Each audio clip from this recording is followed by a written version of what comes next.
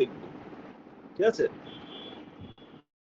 তো ইনসার্ট অপশনে অনেকগুলো বাটন আছে, পিভট টেবিল, তারপরে হচ্ছে recommended pivot tables etcetera etcetera, forms একটা ইয়া আছে, তারপরে যে ছবি অ্যাড করতে পারেন চাইলে, ঠিক আছে। আমরা যেরকম ওয়ার্ডে করেছিলাম, কোন একটা জায়গায় যদি আপনি ছবি অ্যাড করতে চান, যেমন আমি এখানে সাস্টের একটা ছবি অ্যাড করতে চাই, তো আমি A1 সেলটা ক্লিক করলাম, তারপরে পিকচার্স, প্লেস ইন সেল, তারপরে দিস ডিভাইস ক্লিক করে আমি একটা ছবি নিতে পারি, ঠিক আছে। তো সম্ভবত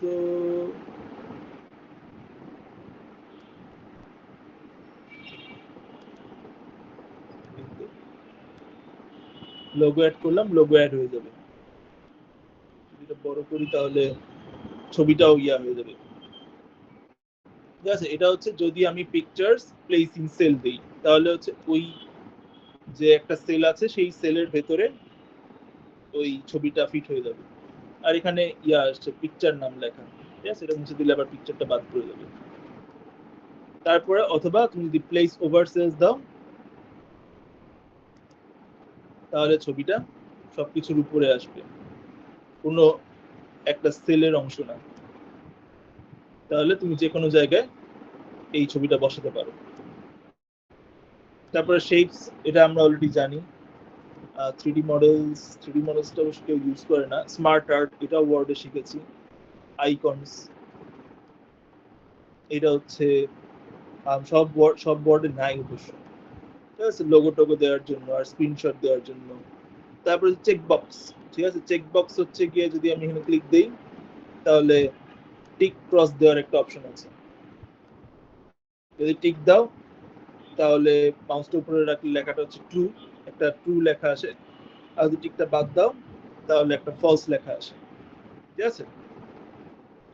তো চেকবক্স মনে করো যে হিসাব হয়েছে নাকি হয় নাই, ঠিক আছে। যেমন ধরেন এখানে পেইড একটা কলাম দিলাম, তারপরে এখানে আমি চেকবক্স দিলাম, তারপরে এখানে মাউসটা রেখে এখানে টেনে দিলাম, যাতে আমি হিসাব রাখতে পারি জানুয়ারি, মে, অগাস্ট এসবই আমি পে করেছি বা এরকম। এই টাইপসের কাজের জন্য চেকবক্সটা ইউজ করতে পারো। আমি এখানে এইচ কলাম যেটাতে পেইড ইয়ে আছে, সেটাতে আমি যদি এখন ডান দিকের বোতাম চাপি, একটা মেনু আসে। মেনুতে আমি এখানে ডিলিট অপশন ক্লিক করলে কলামটা ডিলিট হয়ে যাবে। তো পরে যেটা সেটা চার্টস। এই চার্টস এইটা অনেক ইম্পর্টেন্ট, ঠিক আছে। তো ওয়ান টু ইউজার্স, আচ্ছা। তো চার্ট যেটা মানে এখানে যে হিসাবগুলো আছে সেগুলা থেকে তুমি চাইলে কিছু ছক আঁকতে পারো, যে ইংরেজি হচ্ছে চার্ট। তো একটা এক্সাম্পল দেখাই, সেটা হচ্ছে ধরো এখানে বিভিন্ন রকমের চার্ট অপশন আছে। প্রথমে হচ্ছে bar chart, hierarchy chart, waterfall, funnel, line chart, statistics chart, combo chart, pie chart, ঠিক আছে। আচ্ছা, তো আমরা ফার্স্টে কলাম চার্টটা দেখাই, ঠিক আছে।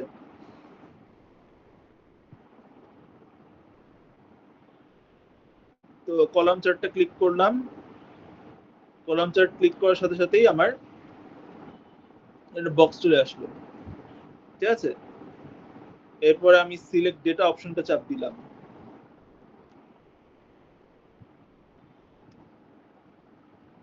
তারপর আমি এই অংশটা ক্লিক করলাম, ঠিক আছে।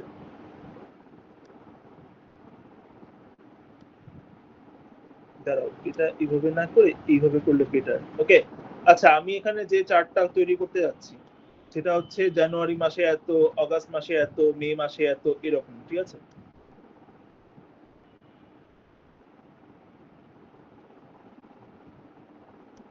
ওকে।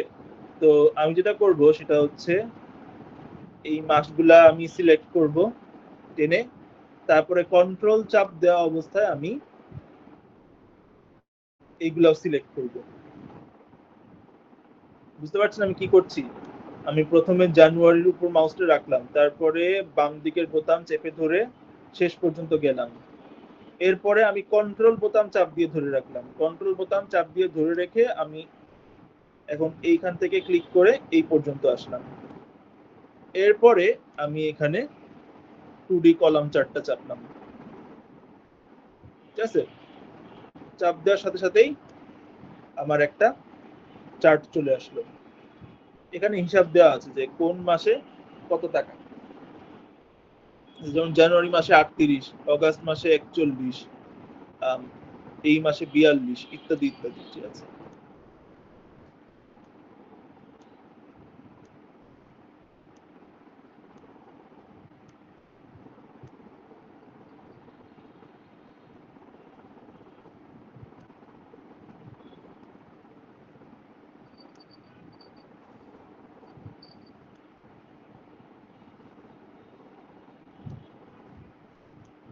এখানে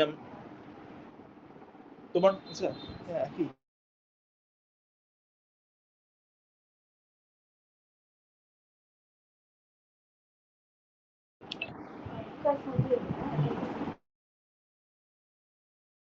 কোন মাসে কত টাকা এটা দেখাচ্ছে। আমি আসলে কি অনুযায়ী সর্ট করবো?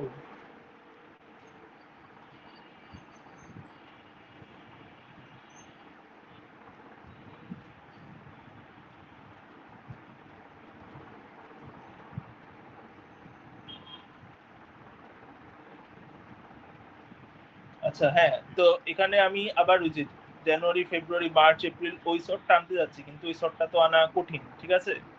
মানে আমি যদি এ টু জেড দেই, এ থেকে জেড পর্যন্ত আনে, বা জেড টু এ দেই, জেড টু এ আনে, কিন্তু আমি যদি এখানে মাস অনুযায়ী সর্ট করতে যাই তাহলে কি করব? এখানে আমি সর্ট বাই কালারে গিয়ে কাস্টম সর্ট অপশনটা ক্লিক করব। তারপর এখানে অপশন আসে যে কি অনুযায়ী সর্ট করব। তো সর্ট বাই মান্থ, মানে কোন কলাম অনুযায়ী সর্ট করব, মান্থ কলাম অনুযায়ী। তারপরে সর্ট অন, মানে মানটা নাকি কালার নাকি ফন্ট নাকি অন্য কিছু। আর অর্ডার হচ্ছে এ to Z, Z two A, R custom list. আমি কাস্টম লিস্ট অপশনটা ক্লিক করলাম। কাস্টম লিস্ট অপশনটা ক্লিক করার সাথে সাথে তোমার হচ্ছে কিছু নিজের মতো করে সর্টিং এর অপশন দেয়, আর কিছু বিল্ট ইন অপশন আছে, যেমন সানডে মানডে টিউসডে অপশন, রবি সোম মঙ্গল অনুযায়ী সাজাতে চান, অথবা জানুয়ারি ফেব্রুয়ারি অনুযায়ী সাজাতে চান। এখানে যেহেতু জানুয়ারি ফেব্রুয়ারি অনুযায়ী সাজাতে হবে, তাই জানুয়ারি ফেব্রুয়ারি মার্চ এপ্রিল এই অপশনটা ক্লিক করলাম। তারপরে আসছে sort by month, sort on cell values, order January February March April. তারপর ওকে চাপলাম। এই তো এখন জানুয়ারি ফেব্রুয়ারি মার্চ এপ্রিল অনুযায়ী সর্ট হয়ে গিয়েছে। আর আমি সর্ট করার সাথে সাথে টেবিলের এই মানগুলো সর্ট হয়ে গিয়েছে। তো এখানে সর্বোচ্চ কোন দিন? জুনে। জুনে হচ্ছে সবচেয়ে ইনকাম হয়েছে। আর চার্ট টাইটেল এখানে যদি আমি ক্লিক করি তাহলে আমাকে একটা নাম দিতে দেয়। আমি যদি ডাবল ক্লিক করি আমি এখানে লেখাটা চেঞ্জ করতে পারি। এক্সপেন্সেস 2025, ঠিক আছে?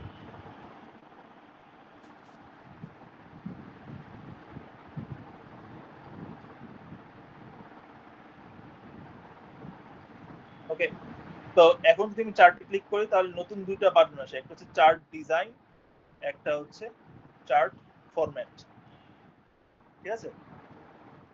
এই দুটো অপশন ক্লিক করার সাথে সাথে এই দুটো বক্সে চলে আসে, একটা হচ্ছে বেগুনি রঙের, একটা হচ্ছে নীল রঙের। তো বেগুনি রং যেটা, সেটা হচ্ছে বলে দিচ্ছে আমার কলামগুলোর নাম কি, আর এইখানে কলামে বলা হচ্ছে কলামগুলোর মান কি, ঠিক আছে? যদি আপনি চেঞ্জ করতে চান আপনি সিলেক্ট ডেটা ইউজ করে এটা সিলেক্ট করতে পারেন, ঠিক আছে? আমি এখানে এটার মানে কি সেটা বোঝা কঠিন, যদি ডলার গুলা বাদ দিই তাহলে বুঝতে পারবেন, ঠিক আছে? এখানে 2025, তারপর একটা এক্সক্লামেশন। এক্সক্লামেশন মানে হচ্ছে ভিতরে, ঠিক আছে? আমরা যে পাতায় কাজ করছি সেটা হচ্ছে 2025 পেজের নাম। তো ওই পেজের নাম ধরে করছে, যেহেতু এখানে দুইটা পেজ তাই পেজের নাম ধরে নিচ্ছে। তো 2025 এর ডলারটা বাদ দাও, A5 থেকে A16 পর্যন্ত, আর ওইটার G5 থেকে G16 পর্যন্ত এই অংশটা নিয়ে কাজ হচ্ছে, ঠিক আছে? তো এখানে আমার মূলত হিসাবটা হচ্ছে সিরিজ 1, যেটা এইটা এইটা নিয়ে। যদি তুমি চাও আরেকটা কিছু চার্ট করতে পারো, যেমন আমি যদি চাই আমি এখানে ফেস্টিভ্যাল অ্যালাউন্সটাও অ্যাড করে দিতে পারি। ওকে সরি, ঠিকমতো কাজ করে নাই না। আচ্ছা, চার্ট ডিজাইন এখানে অ্যাড চার্ট এলিমেন্ট দিলে হচ্ছে তোমার লোগো, তারপরে এগুলো অ্যাড করা যাবে।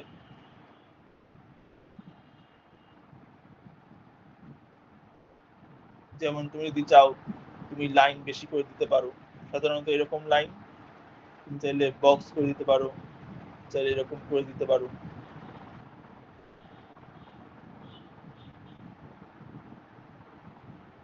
ঠিক আছে, যদি চাও এখানে তুমি নামগুলা দিতে পারো, যেমন কলামগুলার নাম কি, এটা হচ্ছে মান্থ, অ্যাক্সিস হচ্ছে গিয়ে অক্ষ, প্রাইমারি হরিজন্টাল মানে হচ্ছে নিচেরটা, আর প্রাইমারি ভার্টিক্যাল হচ্ছে আড়াআড়িটা। তুমি চাইলে এই দুটাও যোগ করে দিতে পারো। ঠিক আছে, যেমন আমি এখানে অ্যাক্সিস টাইটেল হচ্ছে, এটা হচ্ছে মান্থ,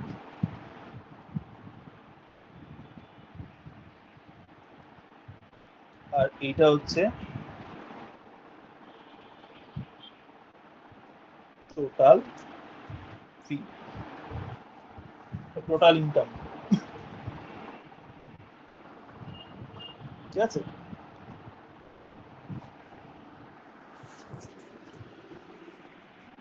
তো এইভাবে তুমি চাইলে তোমার চার্টটা সুন্দর করতে পারো। তো এখন আমি ধরলাম যে না, আমি শুধু টোটাল ইনকাম না, আমি আরো কিছু জিনিস নিয়ে কাজ করতে চাই। এখানে একটা কাজ করি, আমরা মান্থটাকেও অ্যাড করে দেই আর টোটালটাকেও অ্যাড করে দিই। আচ্ছা, ঠিক আছে, ওকে, তো এটা গেল চার্ট। আমরা আরো কিছু এক্সাম্পল দেখি, 2D কলামের এক্সাম্পলটাই আবার দেখি। ঠিক আছে, তো এখন আমরা যেটা করব সেটা হচ্ছে মান্থকে সহ নিব, মান্থ তারপরে হচ্ছে ডিসেম্বর পর্যন্ত, আর এখানে টোটালটা চাপ দিয়ে এই শেষ পর্যন্ত। এখন আমি যদি ইনসার্টে গিয়ে বার চার্টে 2D কলাম অপশনটা চাপি, আদত্ত ও ভুল ইয়া ধরছে, টোটাল হচ্ছে টোটাল না রে বোকা।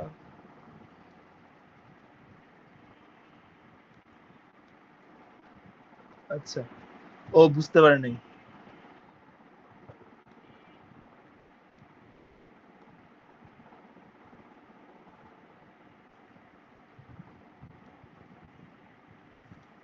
ঠিক আছে, তো এটার নাম টোটাল না বাবা, এটার নাম হচ্ছে ইয়ারলি এক্সপেন্সেস।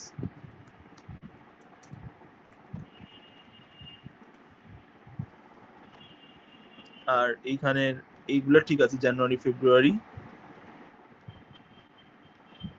এইখানে অ্যাড চার্ট এলিমেন্টে অ্যাক্সিস টাইটেলস দিয়ে দুইটা অ্যাড করতে হবে।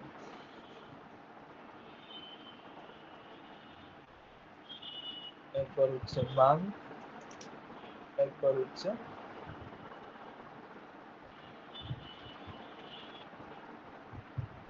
Total income. ঠিক আছে,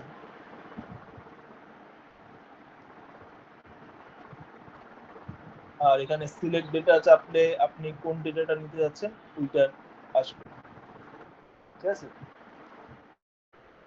ওকে, তো আমি চাইলে এখানে ইয়া চেঞ্জ করতে পারি, নামটা উপরে দিতে পারি, মাঝখানে দিতে পারি, ভেতরে দিতে পারি, লেখা লাগলে মাঝখানে দিতে পারি, কত মান সেটা উপরে দিতে পারি, মাঝখানে দিতে পারি, চাইলে হিসাবটাও সাইডে দিতে পারি। ঠিক আছে,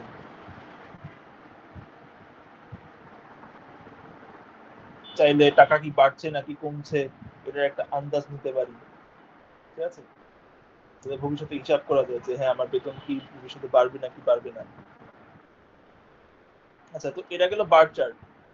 এখন ধরো আমি শুধুমাত্র টোটাল ইনকামটা না, আমি চাচ্ছি basic pay, house rent, festival allowance, medical allowance সব দেখতে। আমি যদি এইখানের যে নীল অংশটা আছে এটাকে টেনে যদি আমি সাইডে আনি, তাহলে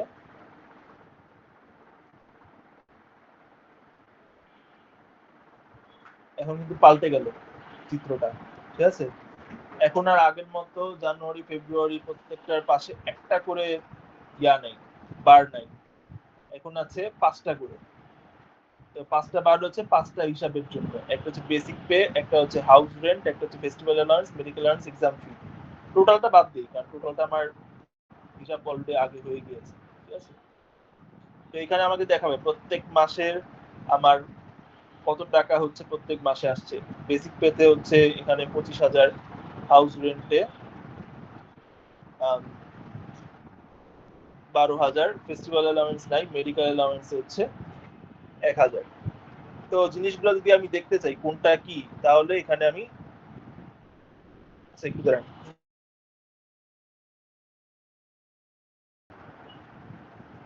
তাহলে আমি ওই যে কোন লাইনটা কি ওটা বোঝানোর হিসাবটা আমি দেখতে পাবো। যেমন এখানে ইয়ারলি এক্সপেন্সেস, এই নীল রঙেরটা হচ্ছে বেসিক পে, এই কমলা রং হচ্ছে হাউস রেন্ট, ফেস্টিভ্যাল অ্যালাউন্স হচ্ছে এই নীল রং, সবুজ রংটা, হালকা নীলটা হচ্ছে মেডিকেল অ্যালাউন্স, আর এইটা হচ্ছে এক্সাম ফি। তো আমি দেখতে পাবো যে কোন মানে কোন সময় বেসিক পে, কোন সময় হাউস রেন্ট, কোন সময় ফেস্টিভ্যাল অ্যালাউন্স, কোন সময় কোনটা বেড়ে গিয়েছে। এবং এখানে চার্ট স্টাইল যেটা, সেইটা দিয়ে তুমি চাইলে তোমার চার্টের ডিজাইনটা নিজের মতো করে এডিট করতে পারো। অনেক রকম ডিজাইন আছে, আপনি যে স্টাইলটা প্রেফার করেন সেই স্টাইলটা দিতে পারেন। আমি ধরেন এটা দিলাম,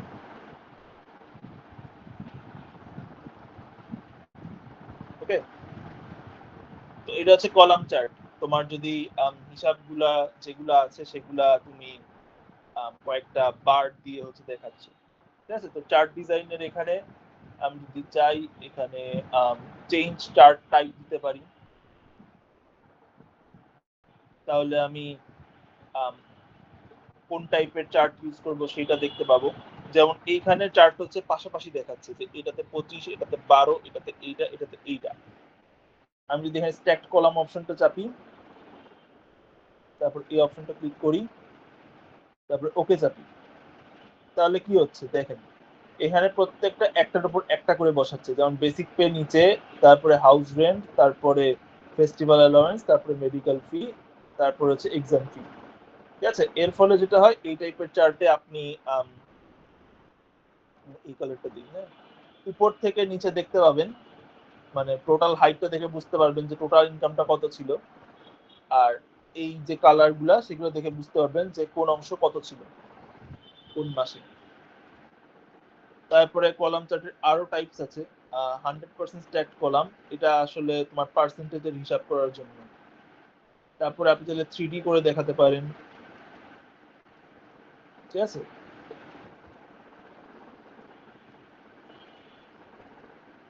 তারপরে লাইন চার্ট আছে, মানে মান বাড়ছে নাকি কমছে, কিভাবে বাড়ছে বা কমছে, ওইটা দেখতে পাবেন, ঠিক আছে। বার চার্ট হচ্ছে সেম, খালি ঘুরানো, ঠিক আছে। যেমন আমি এখানে এইটা দিলাম, ওকে চাপলাম, এই তো ঘুরানো, জানুয়ারি ফেব্রুয়ারি মার্চ এপ্রিল থেকে ডিসেম্বর।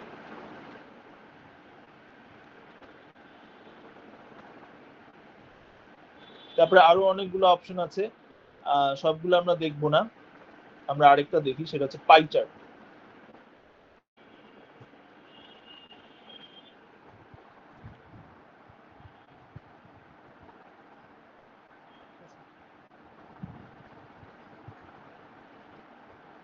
আমরা এখানে আবার এক কাজ করি, মান্থ ডিসেম্বর পর্যন্ত, আর টোটাল হচ্ছে, একটু দাঁড়ান,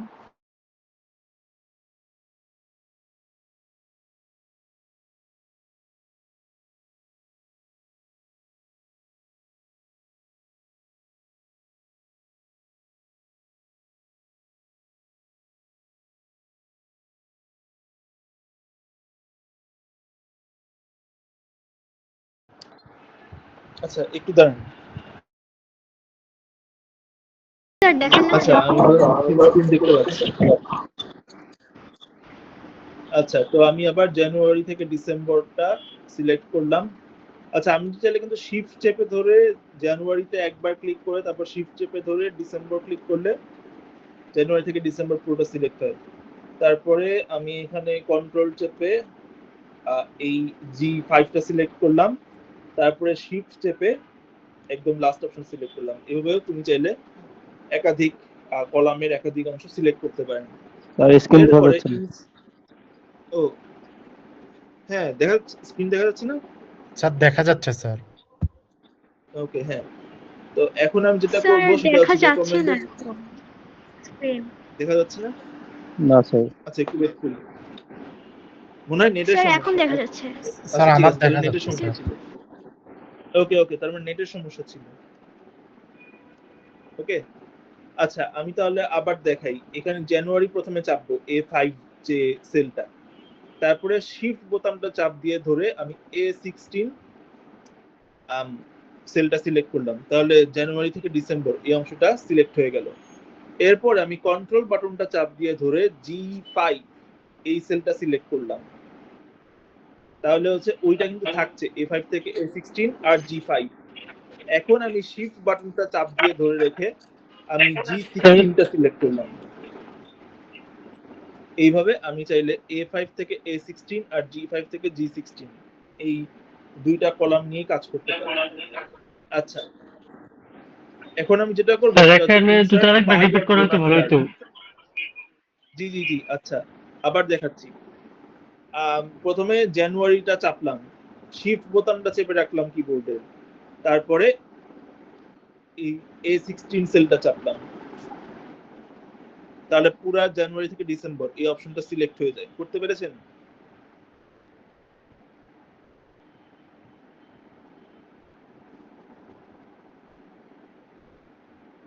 ঠিক আছে, এরপরে আমি হচ্ছে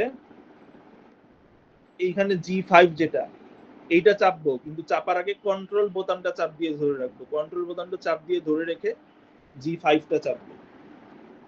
এর ফলে যেটা হয় সেটা হচ্ছে A5 থেকে A16 এই অংশটা কিন্তু এখনো কালার থাকে, আর G5 এর উপর একটা ছোট দাগ আসে বাইরে দিয়ে। এখন আমি শিফট বোতামটা চাপ দিয়ে ধরে রেখে G16টা চাপবো, তাহলে আমি দুইটা কলামের দুইটা অংশ সিলেক্ট করতে পারি। তো একই জিনিস, মানে আগে যেটা করেছিলাম যে জানুয়ারি থেকে ডিসেম্বর একবার টেনে তারপরে কন্ট্রোল চেপে এই 38 থেকে 55 পর্যন্ত টানা, ওই একই জিনিসই হবে। এখন আমি এইখানে চার্টসে 2D পাই অংশটা চাপলাম, ঠিক আছে? তো এইটা হচ্ছে আমার পাই চার্ট। একটু দাঁড়ান, হচ্ছে গিয়ে আমার যে টোটাল ইনকাম যেটা 5,96,000, তার এই পুরা 5,96,000 এর কত অংশ কোন মাসে খাচ্ছে। যেমন এটা মধ্যে পার্সেন্টেজ হিসাবের জন্য, ঠিক আছে? এখানে হচ্ছে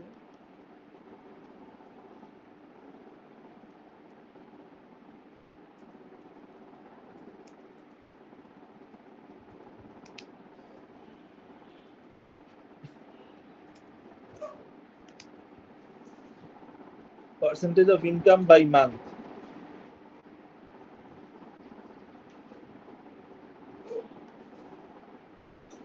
মানে হচ্ছে কোন মাসে কতটুকু আমার হচ্ছে গিয়ে টোটাল ইনকামের আসছে হিসাবটা। যদি ধরেন কোনো একটা মাসে আমি অনেক বেশি ইনকাম করে ফেললাম, যেমন ধরেন আমার এক্সাম ফি সেপ্টেম্বর মাসে হচ্ছে 30,000, তাহলে এই যে সেপ্টেম্বরের যে ঘাপটা ছিল, ঘরটা ছিল, এটা মোটা হয়ে গিয়েছে।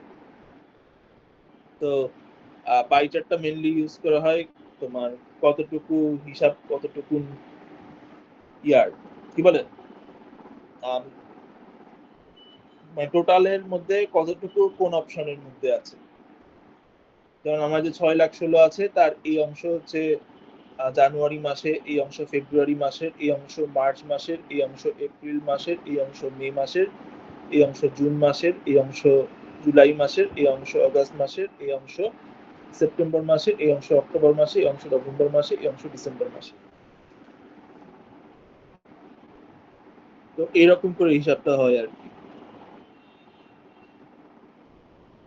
আর চার্ট, আরো কিছু চার্ট টাইপস আছে, যেমন লাইন চার্ট। লাইন চার্ট দেখে আমি বুঝতে পারবো যে হচ্ছে গিয়ে আমার বেতন কি বাড়ছে না কমছে। ঠিক আছে, আমি যদি চাই এখানে চার্ট ডিজাইনিং এ চার্ট টাইপ করে দিই, লাইনে যাই, ঠিক আছে, তাহলে আমি দেখতে পাবো যে আমার বেতনটা কি বাড়ছে নাকি কমছে, বা লাফাচ্ছে নাকি লাফাচ্ছে না। ঠিক আছে, যেমন এখানে জানুয়ারি থেকে বাড়তে বাড়তে মার্চে বেড়ে গেল, তারপরে এপ্রিল মেতে কমে গেল, জুনে আবার বাড়লো, জুলাই কমে অগাস্টে গিয়ে সেপ্টেম্বরে অনেক বেড়ে গেল, নভেম্বরে, অক্টোবর, নভেম্বর, ডিসেম্বরে আবার অল্প করে বাড়লো। ঠিক আছে, তো এই এরিয়া, সরি লাইন চার্ট, যেটা লাইন চার্ট হচ্ছে মূলত এই টাইপসের প্যাটার্ন ধরার জন্য। ঠিক আছে, যদি আপনি প্যাটার্নটা আরো সুন্দর ধরতে চান, এখানে লাইনস, ট্রেন লাইন একটা অপশন আছে, ট্রেন লাইন অপশনে আপনি লিনিয়ার বা এক্সপোনেনশিয়াল, লিনিয়ার অপশনটা সিলেক্ট করলেন, আপনি দেখতে পাবেন যে কিভাবে হিসাবটা আসছে। আর এটা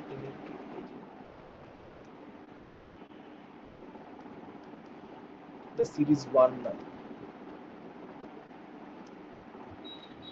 ঠিক আছে, টোটালটা সহ দেওয়া উচিত ছিল।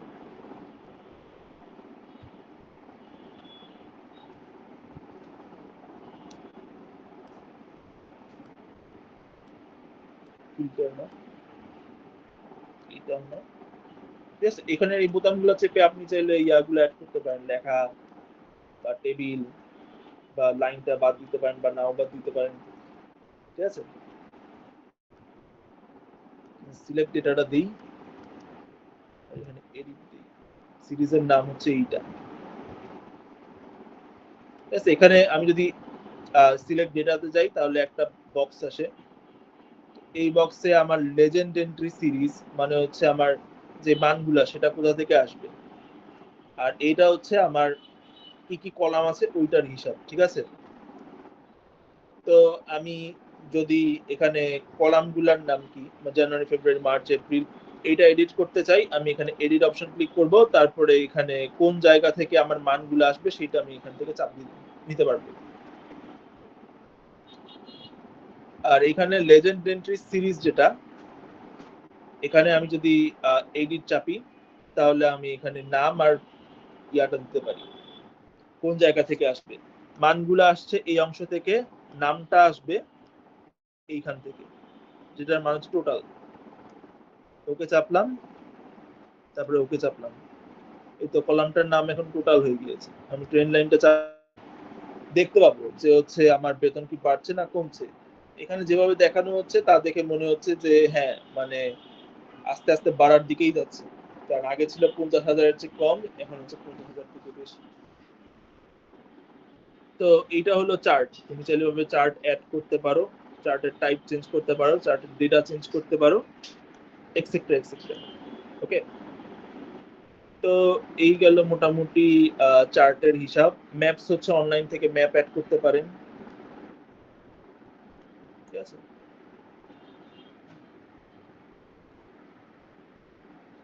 তারপরে স্পার্ক লাইন্স কিভাবে কাজ করে আমি জানি না। ঠিক আছে, টাইম লাইনও আমি ঠিক পারি না। টেক্সট হচ্ছে গিয়ে আমাদের যে ইয়া ছিল, গুগল, আমাদের ওয়ার্ডে যা ছিল তাই, হেডার ফুটার যদি আপনি চান হেডার ফুটার অ্যাড করতে পারেন। ঠিক আছে, ইত্যাদি ইত্যাদি,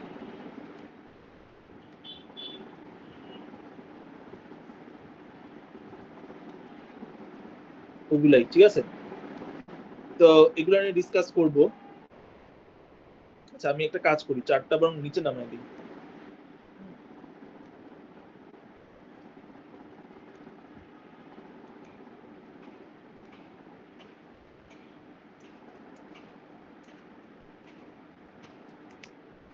ইনকাম পার মান্থ। ওকে, তো ইনসার্টে বাকি বোতামগুলো দেখবো, এখানে পিভট টেবিল যেটা সেটা নিয়ে ডিসকাস করব। টেবিল অলরেডি আমরা কিছুটা দেখেছি, যখন আপনি যে অংশটা চেপে তারপর টেবিল চাপলে যা হয় ওইটা তাই করে। ঠিক আছে, মানে এইখানে যে ফরম্যাট টেবিল যা করে, ইনসার্ট টেবিল তাই করে, খালি কালারিংটা দেয় না। পিভট টেবিল নিয়ে পরে ডিসকাস করব। আর ড্র অপশন সবার থাকে না। পেজ লেআউট, এটা হচ্ছে আমার ইয়াতে যেটা আমরা দেখেছিলাম, কি বলে,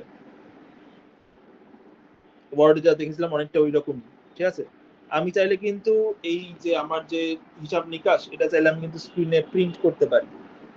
তো প্রিন্ট করলে দেখতে কি রকম হবে ওইটা দেখার জন্য এখানে পেজ লেআউট একটা অপশন আছে, এটা যদি আমি ক্লিক দেই তাহলে স্ক্রিনে কি রকম দেখতে হবে সেইটা দেখা যাবে, ঠিক আছে। তো যদি প্রিন্ট করতে যান, পাতাগুলো দেখতে এরকম হবে, যেমন প্রথম পাতায় এই জিনিসগুলো আসবে, পরের পাতায় এই জিনিসটা আসবে, ঠিক আছে। মানে যেটা হচ্ছে এখানে টেবিলটা কাটা পড়ে গিয়েছে, একটা পেজে এইটা আসবে, একটা পেজে এইটা আসবে, ঠিক আছে।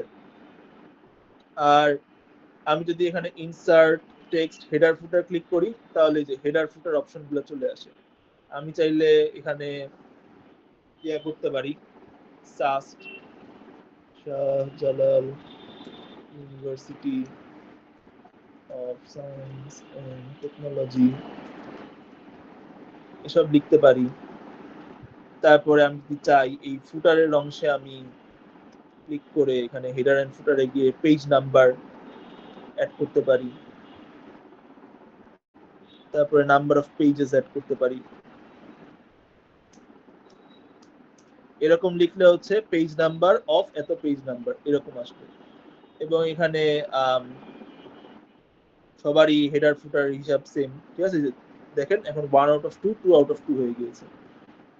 হেডার এন্ড ফুটারে ছিল পেজ নাম্বার, তারপরে অফ লিখে নাম্বার অফ পেজেস দিয়েছি। আপনি যদি চান আপনি টাইমটাও দিতে পারেন এখানে হেডার এন্ড ফুটারে গিয়ে, কারেন্ট টাইম, কারেন্ট ডেট, আজকে কয় তারিখে প্রিন্ট হচ্ছে। তারপরে অন্য যে কোনো জায়গায় ক্লিক দেন, হিসাবটা চলে আসছে, আজকে 19 তারিখ, ঠিক আছে। তো আমাদের একটা প্রবলেম আছে, সেটা হচ্ছে পাতাটার আসলে একটা অংশ এই সাইডে চলে যাচ্ছে, তাই না। তো সেটা কিভাবে ঠিক করব,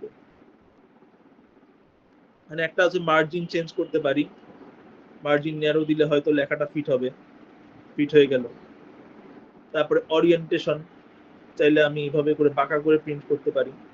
এখানে আবার এইটা এই দিকে কাটা পড়ে যাচ্ছে, এটা করে দিলাম। তারপরে সাইজ, আমি লেটার না লিগাল কোন কাগজ নিব ওইটা আমি এখানে সেট করতে পারি। তারপর প্রিন্ট এরিয়া যেটা, ঠিক আছে, কোন অংশ প্রিন্ট হবে ওইটা তুমি সেট করতে পারো। তুমি ধরো তোমার সমস্ত টেবিলের সমস্ত অংশ তুমি প্রিন্ট করতে চাও না, তো সেটাও তুমি করতে পারো সেট প্রিন্ট এরিয়া দিয়ে, ঠিক আছে। এটার প্রসেস হচ্ছে তুমি ধরো যে অংশ প্রিন্ট করবা, যেমন আমি চার্টটা প্রিন্ট করতে চাই না, আমি শুধু এই অংশ প্রিন্ট করতে চাই, এটা ক্লিক দিলাম, তারপরে সেট প্রিন্ট এরিয়া দিলাম। এখন শুধুমাত্র এই অংশই স্ক্রিনে প্রিন্ট হবে, নিচের যে অংশটা ইনকাম পার মান্থ ওইটা প্রিন্ট হবে না। এরপরে পেজ ব্রেক যেটা করে সেটা আমরা অলরেডি জানি, যেমন এখানে আমি পেজ ব্রেক চাপলাম, ব্রেক চাপে ইনসার্ট পেজ ব্রেক চাপলাম, দুম, পরের পাতায় লেখাটা চলে আসলো। প্রথম পাতায় হচ্ছে A1 থেকে G17 পর্যন্ত, পরের পাতায় হচ্ছে A18 থেকে বাকিটা, ঠিক আছে। আমি আন্ডু দিলাম যাতে হচ্ছে লেখাটা আবার আগের জায়গায় আসে। ব্যাকগ্রাউন্ডে চাইলে আপনি কোনো ছবি বসাতে পারেন। আর উইথ হাইট, ঠিক আছে। তারপরে স্কেল, মানে লেখা যদি আপনার মনে হয় যে ছোট করা লাগবে স্ক্রিনে ফিট করার জন্য, আপনি এখানে স্কেলটায় গিয়ে ছোট বড় করতে পারেন, ঠিক আছে। আর গ্রিড লাইনস, এটা চাপলে দাগগুলা আসবে, দাগগুলা আসবে না। আর হেডিংস, এটা চাপলে দাগগুলা আসবে, দাগগুলো, মানে এটা শুধু স্ক্রিনে দেখার জন্য, ঠিক আছে। স্ক্রিনে দেখতে পান, স্ক্রিনে দেখতে পাবেন, হেডিংসটা স্ক্রিনে দেখতে পাবেন, মানে A15 থেকে A1 দেখতে পাবেন, অথবা স্ক্রিনে দেখতে পাবেন না। আর প্রিন্টে চাপলে স্ক্রিনেও, মানে প্রিন্ট করার সময়ও আসবে। আর হেডিংসে প্রিন্ট চাপলে প্রিন্ট করার সময়ও আসবে। তারপর হচ্ছে কোনো জিনিস যদি ব্রিং ফরওয়ার্ড, এটা কি করে আমি জানি না, অ্যালাইন কি করে এটা আমি জানি, যে ফিক্স করে দেওয়া কোনো একটা জিনিস, ঠিক আছে। তো এখানে পেজ সেটআপ অনেকটা ইয়ার মতোই কাজ করে, বোর্ডের মতোই কাজ করে, কিন্তু ডিফারেন্স আছে যেহেতু এখানে সবই টেবিলের মধ্যে। তারপরে হচ্ছে ফর্মুলা, ঠিক আছে। তো ফর্মুলা নিয়ে বসবো, তার আগে হচ্ছে পিভট টেবিল যেটা, এটা নিয়ে একটু ডিসকাস করতে চাই, ঠিক আছে। তো পিভট টেবিলের এক্সাম্পলটা দেখার জন্য আমি ইয়া করি আরেকটা শীট তৈরি করি, তাহলে হয়তো এক্সাম্পলটা ক্লিয়ার হবে পিভট টেবিলটা কিভাবে কাজ করে। ওকে, আমি আরেকটা ওয়ার্কবুক তৈরি করলাম, আর এই যে এখানে প্রিন্ট অপশনটা ক্লিক করবেন, এইটা চাপলে কি হয় এটা আমি ঠিক জানি না, পেজ ব্রেক প্রিভিউ, এই মানে পেজ প্রিভিউ আর পেজ ব্রেক প্রিভিউ এই দুটোই হচ্ছে ইয়ার জন্য প্রিন্টিং এর সময় কাজে আসে। এবং আপনি একটা জিনিস খেয়াল করেন, এখানে জে আর কে এর মধ্যে একটা সুন্দর দাগ আছে, এই দাগ মানে হচ্ছে আপনার প্রিন্টিং গুলা এই যে কলাম পর্যন্ত লেখাগুলো আসবে, কে কলামটা যদি কিছু লেখেন সেটা পরের পেজে আসবে। আর একইভাবে এখানে 44 এর এখানে একটা দাগ আছে, এটার এইখানে যদি কিছু একটা লিখেন সেটা একটা পেজে আসবে, যদি এইখানে কিছু একটা লিখেন সেটা নেক্সট পেজে চলে আসবে। পেজ লেআউটে ক্লিক করলেই এই ড্যাশ ড্যাশ দাগটা চলে আসে। আচ্ছা, আমরা এখন দেখব পিভট টেবিল, ঠিক আছে? তো পিভট টেবিল মূলত হচ্ছে তোমার ক্যাটাগরি টাইপস এর ডেটা থাকলে হচ্ছে পিভট টেবিলটা কাজে আসে। একটা এক্সাম্পল দেখাই, যেমন ধরেন স্টুডেন্টের নাম, স্টুডেন্ট নেম, তারপরে হচ্ছে তার ডিপার্টমেন্ট, তারপরে হচ্ছে তার সেমিস্টার, ঠিক আছে? তো কয়েকটা স্টুডেন্টের নাম দেই, একটা নাম দিলাম হচ্ছে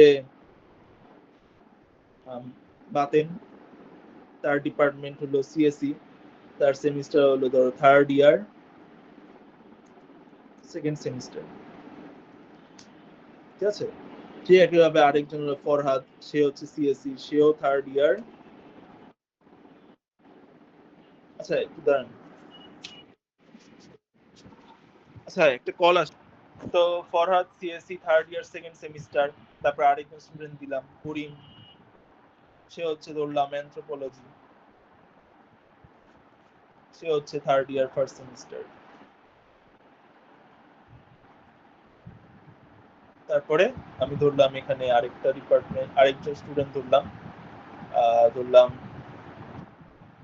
রাজীব, সেও অ্যানথ্রোপোলজি, সে থার্ড ইয়ার ফার্স্ট সেমিস্টার, ঠিক আছে? তো স্টুডেন্ট নেম, ডিপার্টমেন্ট, সেমিস্টার, চারটা স্টুডেন্ট। আমি এখন এই অংশটা যদি সিলেক্ট করি, তারপরে ইনসার্টে গিয়ে পিভট টেবিল অপশনটা ক্লিক করি, তারপরে ফ্রম টেবিল রেঞ্জ অপশনটা ক্লিক করি। তো পিভট টেবিলটা কই বসবে ওইটা প্রথমে হচ্ছে কোন অংশটাতে পিভট টেবিলটা কাজ করবে, তারপরে কই পিভট টেবিলটা বসাবো। তো আমি চাইলে নতুন একটা পেজে বসাতে পারি পিভট টেবিলটা, অথবা কারেন্ট শীটটাতে বসাতে পারি। আমি আপাতত নতুন শীটটাতে বসাই যাতে দেখতে পাও কি হয়, ঠিক আছে? তো টু বিল্ড আ, তো এই যে আমার নতুন একটা পেজ আসছে এবং এখানে পিভট টেবিল 1 আসছে। To build a report choose fields from the pivot table field list. এখানে স্টুডেন্ট নেম, ডিপার্টমেন্ট, সেমিস্টার, আমি এখানে স্টুডেন্ট নেম সিলেক্ট করলাম, এই যে বাতেন, ফরহাদ, করিম, রাজীব আসলো। তারপরে ডিপার্টমেন্ট সিলেক্ট করলাম, তারপরে হচ্ছে সেমিস্টার সিলেক্ট করলাম, ঠিক আছে? আর এইখানে হচ্ছে রোজ, কলামস, ভ্যালুস, ভ্যালুজের এখানে আচ্ছা আচ্ছা আচ্ছা আচ্ছা আচ্ছা ও আরেকটা জিনিস অ্যাড করতে হবে, সেটা হচ্ছে ধরো কি দেওয়া যায়, ইনকাম, ঠিক আছে? ইনকাম দিলাম 20,000, একজনের দিলাম 15,000, আরেকজনের দিলাম 25,000, আরেকজনের দিলাম 30,000, ঠিক আছে? তো সিএসসি অ্যানথ্রোপোলজি ইনকাম হচ্ছে এত। আর এটাকে একটু ডিলিট করি।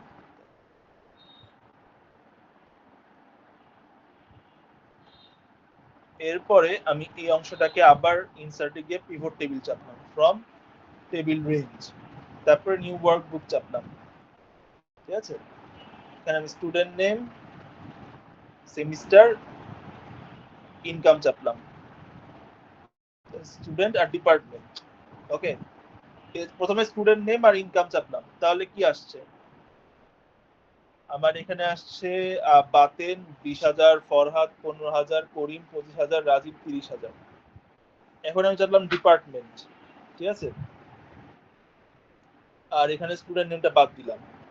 তাহলে অ্যানথ্রোপোলজি স্টুডেন্টদের ইনকাম হচ্ছে 55,000, সিএসসি স্টুডেন্টদের ইনকাম হচ্ছে 35,000, টোটাল হচ্ছে 90,000। আর যদি আমি ধরো দুইটা একসাথে চাপি, ডিপার্টমেন্ট আর সেমিস্টার, তাহলে আচ্ছা এখানে একটা করা লাগবে, আরো কিছু এক্সাম্পল দেওয়া লাগবে, সরি, তা নাহলে ক্লিয়ার হবে না ব্যাপারটা।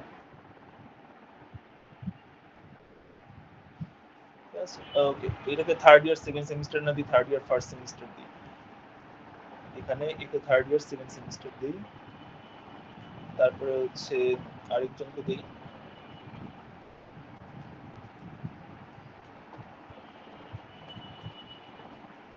ওভিও হচ্ছে অ্যানথ্রোপোলজি, সে হচ্ছে থার্ড ইয়ার ফার্স্ট সেমিস্টার, তার ইনকাম হচ্ছে 15,000 বা দিলাম অন্য কিছু 20,000, ঠিক আছে। তো আপাতত এই 5টা কলাম নিয়ে কাজ করি, সেই 5টা রো নিয়ে কাজ করি। তারপরে insert pivot table from table range, এইটা নতুন শীট, ঠিক আছে। এই তো স্টুডেন্ট নেম বাতেন, ফরহাদ, করিম, অভি, রাজীব, আর তাদের ইনকামটা নিলাম। এই তো বাতেনের ইনকাম 20, কি হলো, ফরহাদের ইনকাম 15, করিম 25, অভি 20, রাজীব 30। এখন আমি যেটা করবো সেটা হচ্ছে আমি ডিপার্টমেন্ট সিলেক্ট করলাম, সেই ডিপার্টমেন্ট না সেমিস্টার সিলেক্ট করলাম, ঠিক আছে, আর স্টুডেন্ট নেমটা আনসিলেক্ট করলাম। তো থার্ড ইয়ার ফার্স্ট সেমিস্টারে যারা পড়ে তাদের সবার ইনকামের সাম হচ্ছে 60,000, থার্ড ইয়ার সেকেন্ড সেমিস্টারে যারা পড়ে তাদের সবার সাম অফ ইনকাম হলো 50,000, ঠিক আছে। এরপর যদি আমি ডিপার্টমেন্ট চাপি, তাহলে ব্রেকডাউন আসছে। থার্ড ইয়ার ফার্স্ট সেমিস্টারে 60,000, তাদের মধ্যে অ্যানথ্রোপোলজিরা ইনকাম করছে 45, সিএসসিরা ইনকাম করেছে 15। থার্ড ইয়ার সেকেন্ড সেমিস্টারের ছাত্রদের টোটাল ইনকাম হচ্ছে 50,000, তাদের মধ্যে অ্যানথ্রোপোলজি ইনকাম করেছে 30, সিএসসি ইনকাম করেছে 20। যদি আমি ডিপার্টমেন্টটা আগে দিই তারপরে এটা দিই, তাহলে অ্যানথ্রোপোলজি টোটাল ইনকাম হচ্ছে 75,000, তাদের মধ্যে থার্ড ইয়ার ফার্স্ট সেমিস্টারের সবার ইনকাম হচ্ছে 45, থার্ড ইয়ার সেকেন্ড সেমিস্টারের ইনকাম হচ্ছে 30। সিএসসি তে টোটাল ইনকাম হচ্ছে 35,000, তাদের মধ্যে থার্ড ইয়ার ফার্স্ট সেমিস্টার যারা পড়ে তাদের হচ্ছে 15, থার্ড ইয়ার সেকেন্ড সেমিস্টার যারা পড়ে তারা হচ্ছে 20। আমি যদি চাই আমি এটাকে লুকায় রাখতে পারি, আর চাইলে সর্টও করতে পারি, ঠিক আছে। তো এইটা হচ্ছে পিভট টেবিল। যদি তোমার ক্যাটাগরি থাকে ডিপার্টমেন্ট বা সেমিস্টার বা এই, আর হচ্ছে লাস্টে একটা ভ্যালু থাকে, তাহলে তুমি পুরোটাকে নিয়ে একটা পিভট টেবিল তৈরি করে ডিফারেন্ট ডিফারেন্ট ক্যাটাগরি অনুযায়ী অ্যানালাইসিস করতে পারো, ঠিক আছে। আমরা রিয়ারলি ইনকামে ছিলাম, তাই না?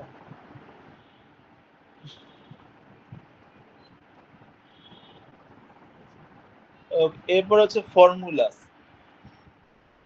তো ফর্মুলাস এর এইখানে কি কি অপশন আছে সেটা একটু দেখি, ঠিক আছে। আমরা একটা ফর্মুলা অলরেডি দেখেছি, সেটা হচ্ছে সাম, ঠিক আছে। তো সাম ছাড়াও আরো কিছু ফাংশন আছে, ফর্মুলা আছে, সেগুলা নিয়ে আমরা কাজ করব।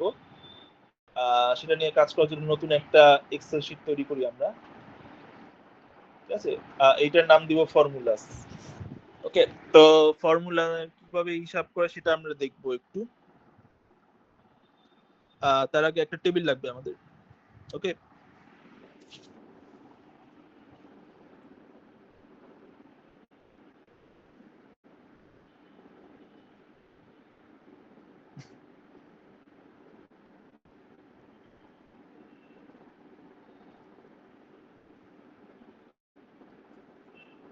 তো একটা সিম্পল এক্সাম্পল নেই যাতে হচ্ছে হিসাব টিসাব আমরা করতে পারি। তো আমরা তো সিলেটে ইউনিমার্ট একটা দোকান দেখেছি, তাই না, ওই যে আম্বরখানার ওখানে। তো ইউনিমার্টে আমরা শপিং টপিং করি, কেনাকাটা করি, তারপরে খাই দাই, ঠিক আছে। তো ইউনিমার্টের কিন্তু অনেকগুলো ব্রাঞ্চ আছে, সিলেট ব্রাঞ্চ বাদেও ঢাকাতেও অনেকগুলো ব্রাঞ্চ আছে। একটা ব্রাঞ্চ আছে উত্তরাতে, আর দুইটা আছে গুলশানে, গুলশান 1, গুলশান 2 এ। তারপরে একটা আছে ইয়াতে মতিঝিলের ওদিকে, আর হচ্ছে আর কোনটা, আর ধানমন্ডিতে একটা, হ্যাঁ। তো ঢাকা শহরে মোটামুটি 4-5টা আছে, আর সিলেট ব্রাঞ্চ আছে। তো ধরেন আপনি ইউনিমার্টের হিসাব কষেন, তো ইউনিমার্টে কত ইনকাম আসছে, ইয়ারলি ইনকাম ইউনিমার্ট, ঠিক আছে। আমি এটাকে একটু লম্বা করলাম, লেখাটাকে বোল্ড করলাম, এখানে 3টা কলাম আমি মার্জ করলাম, লেখা বড় করে দেই। তারপরে আমি মাঝামাঝি বসালাম, তারপরে আমি কালার চেঞ্জ করলাম, অরেঞ্জ কালারটা বেশি ডার্ক, আর একটু ডার্ক হয়।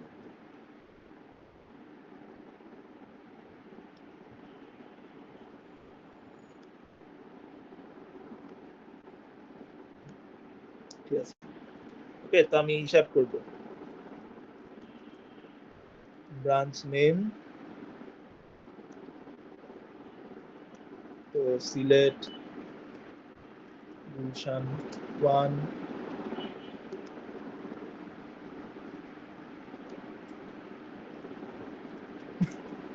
গুলশান 2, তারপরে ধানমন্ডি, মতিঝিল, উত্তরা, তারপর হচ্ছে কোন জায়গা থেকে কত ইনকাম আসলো, ব্লা ব্লা ব্লা, ঠিক আছে।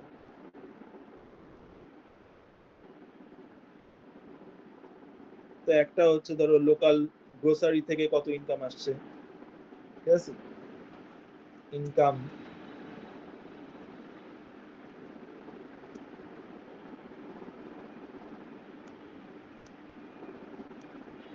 উপরে একটু কষ্ট করে ইনকামটা লিখলাম, গ্রোসারিজ থেকে কত ইনকাম আসছে, তারপরে হচ্ছে গুড সেল করে কত ইনকাম আসছে, আর হচ্ছে রেস্টুরেন্ট থেকে কত ইনকাম আসছে, ঠিক আছে। তো আপাতত এই 3টা নিলাম, আর তারপর টোটাল করলাম। তো সিলেটে ধরলাম গ্রোসারিজ থেকে আসছে 5 লাখ, বা ইয়ারলি না, এটা মান্থলি দিই, ঠিক আছে।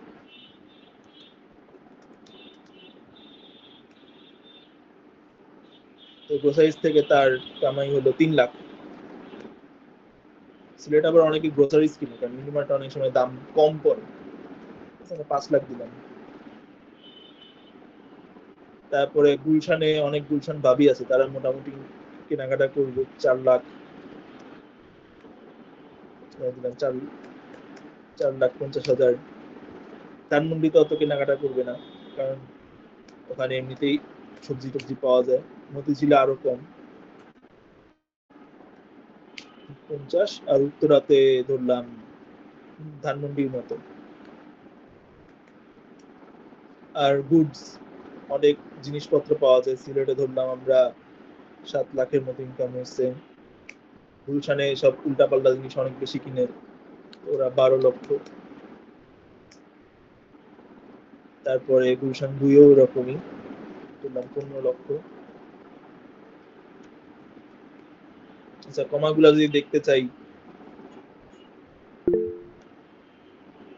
দেখা যাবে। তারপরে ধানমন্ডি, ধানমন্ডিতেও গুডস ওরকম কিনবে, কি কিনবে, মানে অনেক বনেদি মানুষ আছে। তারপরে মতিঝিলে অত কিনবে না, মতিঝিলে অত, আর উত্তরাতে মোটামুটি ধরো কিনবে লোকজন। তারপর রেস্টুরেন্ট, আমি জাস্ট আমার মতো হিসাব দিচ্ছি, ঠিক আছে। আমরা মূলত ফর্মুলার কাজগুলো দেখবো, ওকে।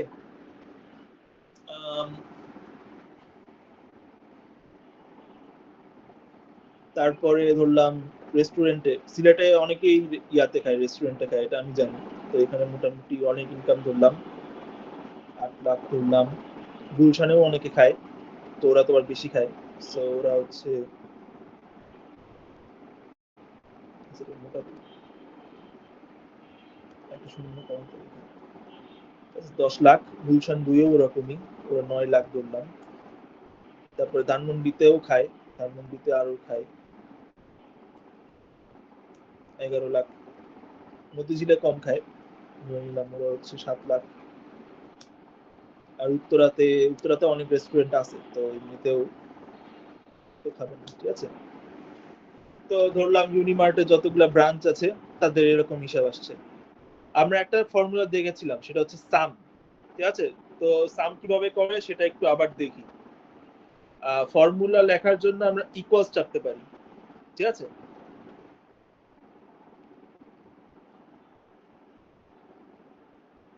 ইকুয়ালস লিখে সাম, তারপরে ফার্স্ট ব্র্যাকেট দিব।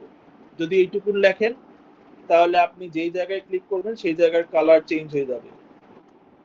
আমি এখানে আসলে সাম করছি হচ্ছে গ্রোসারি, গুড আর রেস্টুরেন্ট, এই তিনটা যোগ করলে আমি পাবো হচ্ছে আমার টোটাল ইনকাম ইউনিমার্টে। তো আমি এখানে টানলাম 5, 7, 8, B5 থেকে D5, তারপরে ফার্স্ট ব্র্যাকেট ক্লোজ দিলাম, এন্টার চাপলাম। এই তো টোটাল ইনকাম হচ্ছে সিলেট ব্রাঞ্চে 20 লাখ। তারপরে আমি টানলাম হচ্ছে, তারপরে আমি চাইলে গুলশানের এখানেও সাম করতে পারি, সাম করে হিসাব করতে পারি। তো এখানে 26 লাখ। আর আমি যদি চাই আমি এখানে টেনে নিচে নামায় প্রত্যেকটা ব্রাঞ্চের হিসাব করতে পারি, ঠিক আছে। তারপরে সব কটার রেস্টুরেন্টের টোটালটা আমি চাইলে বের করতে পারি, সেটা হচ্ছে সাম লিখে ফার্স্ট ব্র্যাকেট ওপেন দিয়ে এই পুরো অংশটা টানতে পারি, ঠিক আছে। তাহলে আমার টোটাল আসবে হচ্ছে 11 লক্ষ, সরি 1 কোটি, 1 কোটি তো, হ্যাঁ 1,19,30,000। এরকম হচ্ছে তিনটা সবকটা ইউনিমার্ট ব্রাঞ্চের ইনকাম। তো এটা হচ্ছে ফর্মুলা আমরা দেখেছিলাম। তো সাম ছাড়াও আরো অনেকগুলো ফর্মুলা আছে যেটা অনেক ইউজ হয়ে থাকে, ঠিক আছে। তো একটা হচ্ছে অ্যাভারেজ, এভিজি, অ্যাভারেজ AVERAGE। আমি যদি বের করতে চাই যে সবকটা ব্রাঞ্চে গড় ইনকামটা কত, আমি হচ্ছে অ্যাভারেজ ইউজ করব, ERAGE, অ্যাভারেজ লিখে তারপরে কোন অংশের অ্যাভারেজ প্রত্যেকটা, এইটা। এই তো গড়ে ইনকাম হচ্ছে 19,88,333।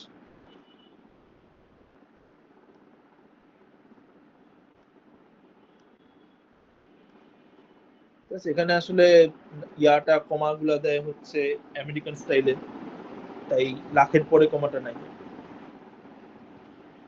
এভাবে করে আমার জন্য গড় বের করে দিবে। তারপরে আরো কিছু ফর্মুলা আছে। সামেরই অনেকগুলো ভার্সন আছে। একটা হচ্ছে সাম ইফ, ঠিক আছে। তো সাম ইফ কি করে, সাম ইফ হচ্ছে সাম ইফে তোমার যোগ করে কিন্তু একটা শর্ত দেয়, যে হচ্ছে এই শর্ত থেকে বড় হলে আমি সাম করব,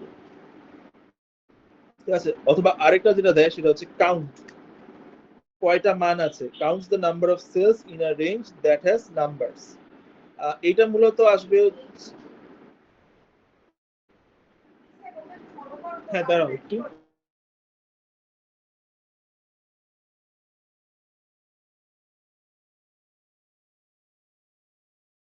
সেটা হচ্ছে তোমাদের অ্যাটেন্ডেন্সের যে হিসাবটা, যেটা আমরা যেভাবে করে থাকি, ঠিক আছে।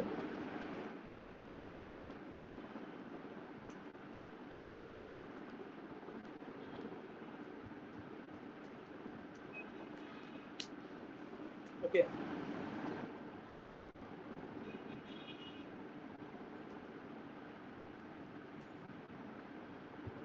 আচ্ছা। তো আপনাদের মধ্যে ফার্স্ট যে স্টুডেন্ট তার নাম কি আমি জানি না, ঠিক আছে। এখানে অনেকের নাম দেখতে পাচ্ছি, ধরেন একজনের নাম হচ্ছে আল আমিন।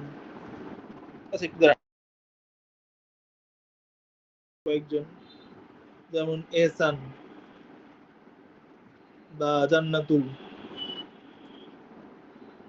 বা আর কে কে আছে, নাফিউল, ঠিক আছে। এরকম করে আমি তোমাদের অ্যাটেন্ডেন্স নিচ্ছি, ক্লাস 1, ক্লাস 2। তারপরে হচ্ছে আপনাদের মধ্যে কারা কারা অ্যাটেন্ডেন্স আছেন তাদের জন্য আমি চেক বক্সটা ইউজ করলাম। অনেকের চেক বক্স থাকে না, তো আমি জাস্ট হচ্ছে গিয়ে ধরেন এখানে পি দিয়ে মার্ক করলাম বা এ দিয়ে মার্ক করলাম, ঠিক আছে?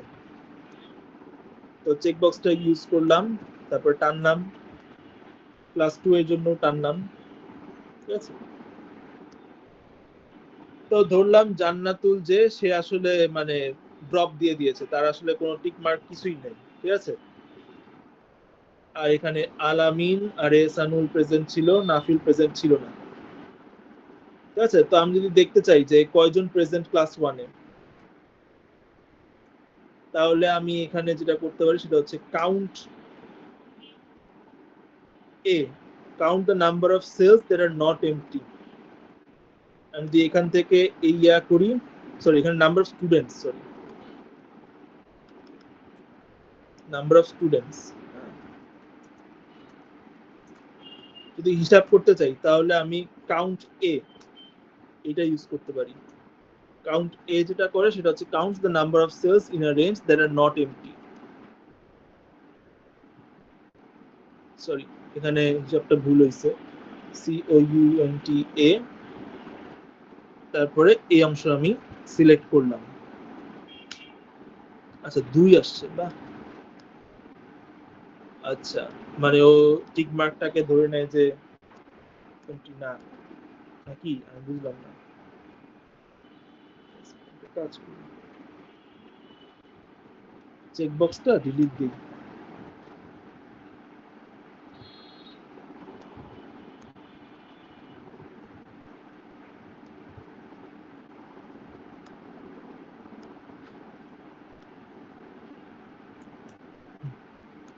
ডিলিট বাটন চাপতে ডিলিট হয়।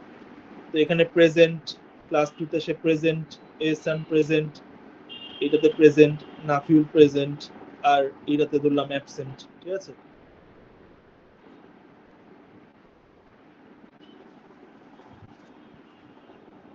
তো আমি ধরো এখানে 2টা ক্লাস আছে, তারপরে আমি হিসাব করলাম যে নাম্বার অফ ক্লাস 3 আরেকটা ক্লাস নিলাম, ঠিক আছে? এটাতে আলামিন প্রেজেন্ট, তারপরে হচ্ছে এহসান প্রেজেন্ট আর নাফিউল প্রেজেন্ট, ঠিক আছে? এখন যদি আমি বের করতে চাই নাম্বার অফ প্রেজেন্টস, তাহলে আমি কি করতে পারি? আমি যেটা করতে পারি সেটা হচ্ছে এখানে কাউন্ট এ, যেটা কাউন্ট এ হচ্ছে counts the number of cells in a range that are not empty, আর কাউন্ট ব্ল্যাঙ্ক হচ্ছে কাউন্টস দ্যাট আর এমপ্টি, ঠিক আছে?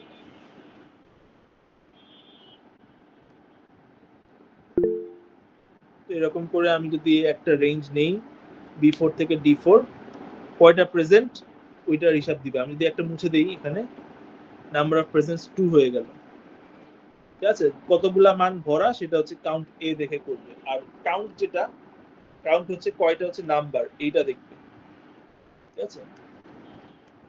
3টা প্রেজেন্ট, কোনটাই প্রেজেন্ট না, 2টা প্রেজেন্ট। ওকে,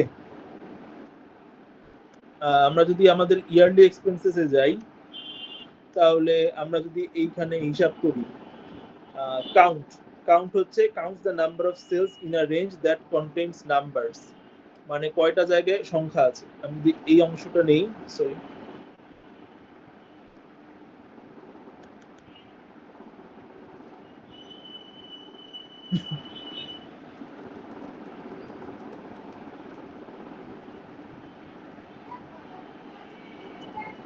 দাঁড়াও, দাঁড়ান একটু।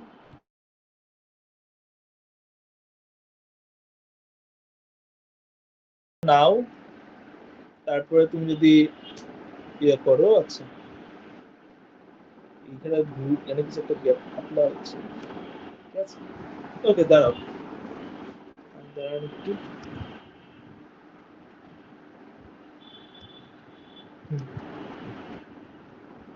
কাউন্ট যেটা করে, কাউন্ট এ যেটা করে সেটা হচ্ছে কয়টা ভরা আছে সেটা কাউন্ট করে। তারপরে কাউন্ট যেটা করবে সেটা হচ্ছে কয়টা ইয়াতে ভ্যালু আছে ওই হিসাবটা করবে, ঠিক আছে?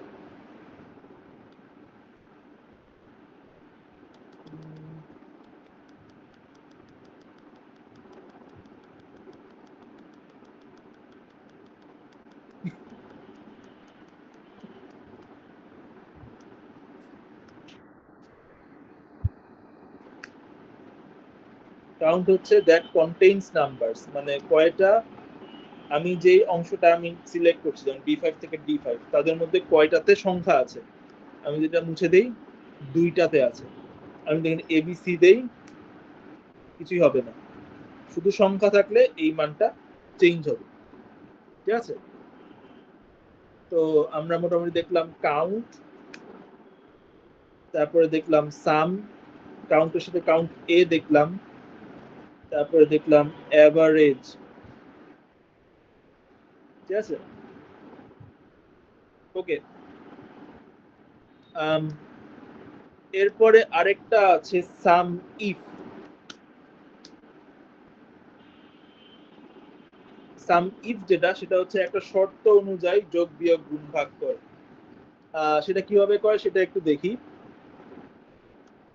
যেমন হচ্ছে, আচ্ছা, এরপরে আমরা আরেকটা ফর্মুলা দেখব যেটা হচ্ছে কাউন্ট ইফ। কাউন্ট ইফ যেটা করে সেটা হচ্ছে একটা শর্ত অনুযায়ী যোগ করে। যেমন হচ্ছে আমি যেই সব ব্রাঞ্চে হচ্ছে আমার গুডস এর যে ইনকামটা সেটা 10 কোটি থেকে বেশি, আমি শুধু সেইগুলাকে যোগ করব, বা কয়টা আছে এটা আমি গুনবো। ঠিক আছে, ধরেন আমি কয়টা ব্রাঞ্চে হচ্ছে গুডস এ 10 লাখ থেকে বেশি ইনকাম করছি এই হিসাবটা করতে চাই। তো সেই ক্ষেত্রে আমি কি করব, সেই ক্ষেত্রে আমি কাউন্ট ইফটা ইউজ করব। Count if counts the number of cells within a range that meet the given condition। মানে একটা শর্ত দিবেন, তারপরে সেই শর্ত অনুযায়ী কাজ হবে।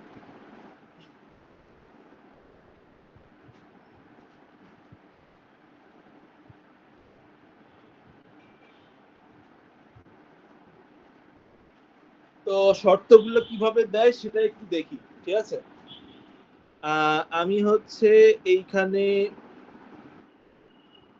এইখান থেকে এই পর্যন্ত, ঠিক আছে, এটা হচ্ছে আমার কন্ডিশন, রেঞ্জ। এইখানে আমি গুনবো কি আছে।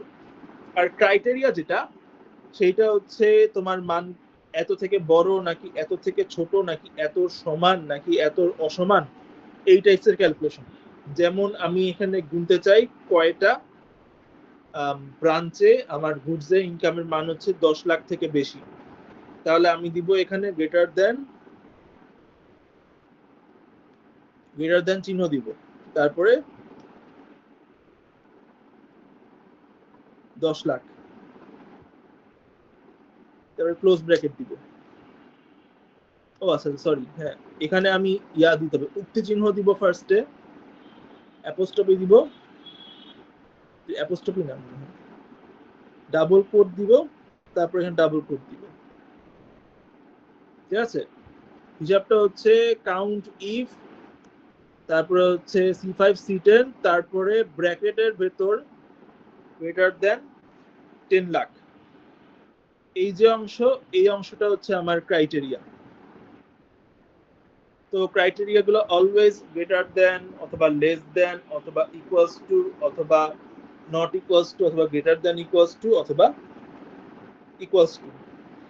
ঠিক আছে, তো আমরা আরেকটু দেখি, আরো একটা এক্সাম্পল দেখি।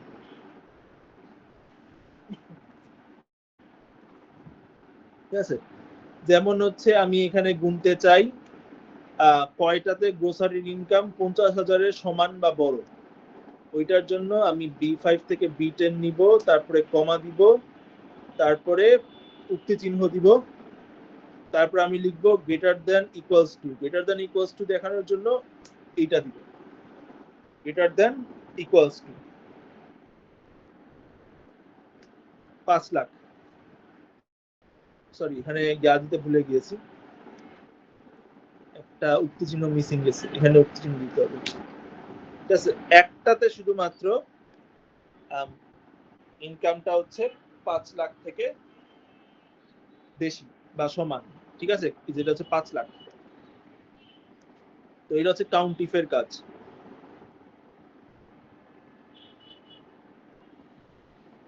তারপরে সাম ইফ যেটা করে সেম প্রসেস। আচ্ছা, এরপর হচ্ছে উক্তি চিহ্ন যেটা, সেটা হচ্ছে ক্রাইটেরিয়া গুলা কিভাবে দিতে পারো।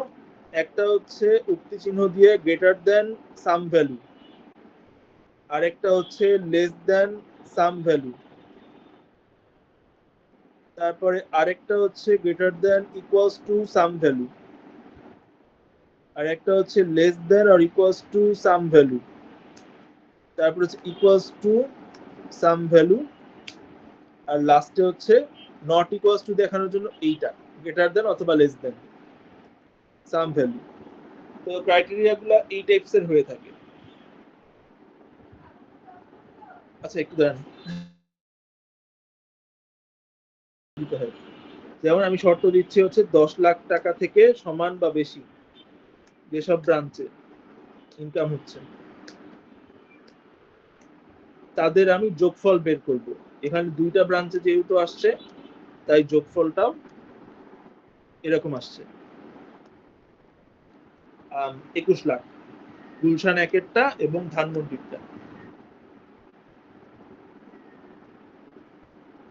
এইটা হচ্ছে কাউন্টিফ আর সামিফ, ঠিক আছে। তো আমরা দেখলাম ফর্মুলা কি কি দেখলাম, একটা হচ্ছে সাম, একটা হচ্ছে এভারেজ, একটা হচ্ছে কাউন্ট, একটা হচ্ছে কাউন্ট এ, তারপরে হচ্ছে সাম ইফ, আর একটা হচ্ছে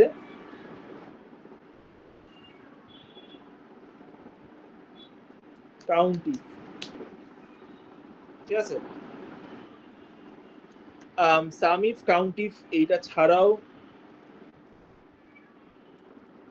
আরেকটা আছে, সেটা হচ্ছে জাস্ট ইফ। শুধু ইফ কি করে সেইটা বোঝার জন্য আমরা এখানে একটা এক্সাম্পল নেই। ইকুয়ালস টু ইফ,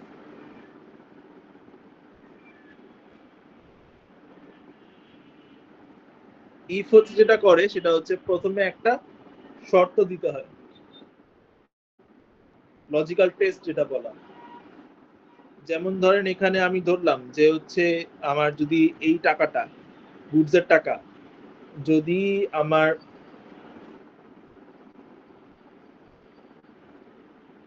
10 লাখ থেকে ছোট বড় হয়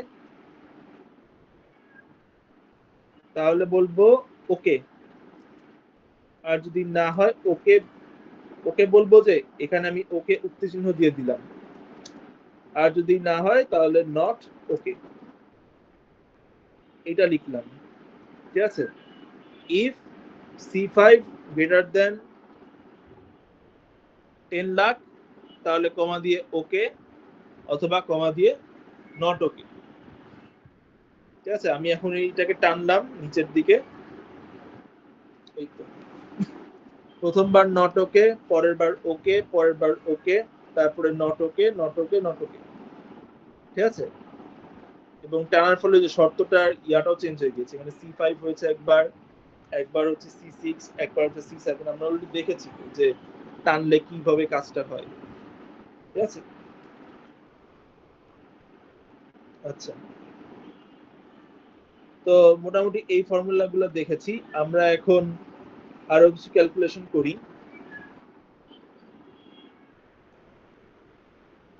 যেমন আমাদের এক্সপেন্সেস কত টাকা খরচ হচ্ছে ওইটার হিসাব করলাম, ঠিক আছে। তো এক্সপেন্সেস কি রকম হতে পারে, একটা হচ্ছে তোমার ট্যাক্স, ঠিক আছে, ট্যাক্স পে করতে হবে।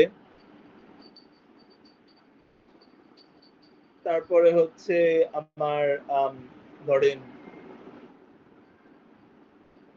ডিসকাউন্ট ফি বা এরকম কিছু একটা, ঠিক আছে, ডিসকাউন্টস।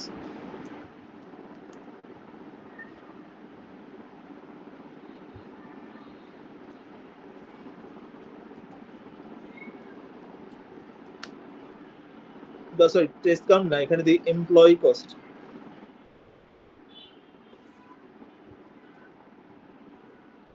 স্যার ট্যাক্স, তারপর হচ্ছে স্যালারি আছে, আর লাস্টে আছে ধরলাম আমরা আনএক্সপেক্টেড কস্ট, ঠিক আছে। আর লাস্টে আমরা টোটাল এক্সপেন্সেস এই হিসাবটা করবো। এখানে আমি র্যাপ ট্যাক্স দিয়ে দিই,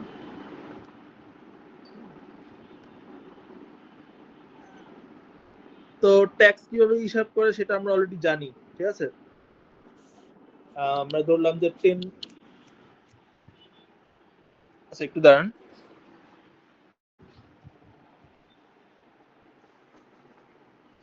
ধরে নিলাম যে হচ্ছে টোটাল ইনকামের 10% হচ্ছে ট্যাক্স। তো আমি এই হিসাবটা কিভাবে দেখাবো, ঠিক আছে। তো এই হিসাবটা দেখানোর সিস্টেম হচ্ছে E5, ঠিক আছে। ওকে, আমি একটা জিনিস দেখাই, সেটা হচ্ছে তুমি চাইলে কিন্তু এখানে ইকুয়ালস দিয়ে যোগ বিয়োগ গুণ ভাগ করতে পারো। যেমন আমি এখানে ইকুয়ালস দিয়ে 5 যোগ 3 দিলাম, ইকুয়ালস 5 প্লাস 3 8। তারপরে আমি যদি চাই আমি এখানে 5 ডিভাইডেড বাই 2 ইকুয়াল স্টেপে 2.5 এরকম হিসাব করতে পারি। ইকুয়াল স্টেপে যে শুধু ফর্মুলা দিতে পারো তা না, তুমি যদি চাও ইকুয়ালস টু দিয়ে হিসাব নিকাশও করতে পারো, ঠিক আছে। অথবা কোনো একটা কলামের হিসাব নিতে পারো, যেমন হচ্ছে যদি ট্যাক্স যদি হয় তোমার টোটাল ইনকামের হাফ, তাহলে আমি ডিভাইড বাই 2, ডিভাইশনের জন্য আমি এই চিহ্নটা ইউজ করি, স্ল্যাশ চিহ্নটা, বাই 2। এত ট্যাক্স হচ্ছে 1 লাখ, 2 লাখের হাফ। আচ্ছা, তো যোগ করার জন্য প্লাস চিহ্ন আছে, বিয়োগ করার জন্য মাইনাস চিহ্ন আছে, ভাগ করার জন্য এই চিহ্ন আছে, কোয়েশ্চেন মার্ক যে বোতামটা আছে তার সাথে যে চিহ্নটা, এটা হচ্ছে ভাগ করার জন্য। এবং এরপরে যেটা আছে সেটা হচ্ছে গুণ করার জন্য। গুণ করার জন্য আমরা যেটা ব্যবহার করি সেটা হচ্ছে শিফট চেপে 8 দিয়ে যে স্টার চিহ্ন, এই চিহ্ন দিয়ে আমরা গুণ করে থাকি, ঠিক আছে। আমরা আসলে যেহেতু আমাদের কিবোর্ডে কোনো গুণ চিহ্ন নাই, আবার গুণ চিহ্ন থাকলেও সেটা এক্স চিহ্নর মতো দেখতে হইতো, তাই স্টার চিহ্নটা ব্যবহার করে আমরা আসলে গুণ বুঝাই, মানে এক্সেলে। যেমন আমি যদি 2 গুণন 3 দেই 6, ঠিক আছে। তো এটা হচ্ছে ইয়া যোগ বিয়োগ গুণ ভাগ। এখন আমি যেটা বলছিলাম যে হচ্ছে টোটালের 10% হচ্ছে ট্যাক্স, তাহলে আমরা প্রথমে টোটালটা নিই, তারপরে গুণ করব 10% দিয়ে, ঠিক আছে। 10 এর পাশে পার্সেন্ট, তো 10%, এই তো 2 লাখ, E5 ইন্টু 10%, ঠিক আছে।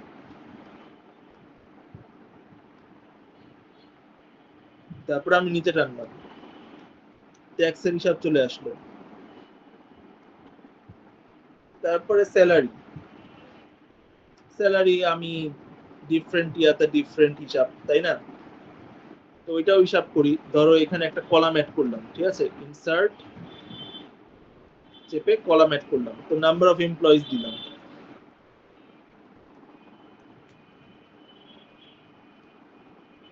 ঠিক আছে। তো এখানে ধরলাম হচ্ছে সিলেটে আছে 6 জন, গুলশানে আছে 8 জন, গুলশান 2 আছে 7 জন, ধানমন্ডিতেও আছে 6 জন, মতিঝিলে আছে 5 জন, উত্তরাতে আছে 5 জন, ঠিক আছে। এটা কি দেখাচ্ছে জানি না।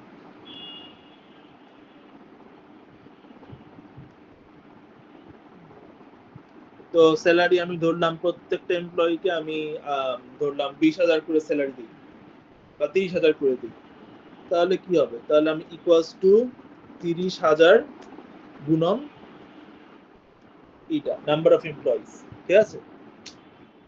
এই তো 1,80,000, আমি কমা চেপে 1,80,000 হিসাব নিলাম, তারপর টেনে নিচে নামালাম, ঠিক আছে।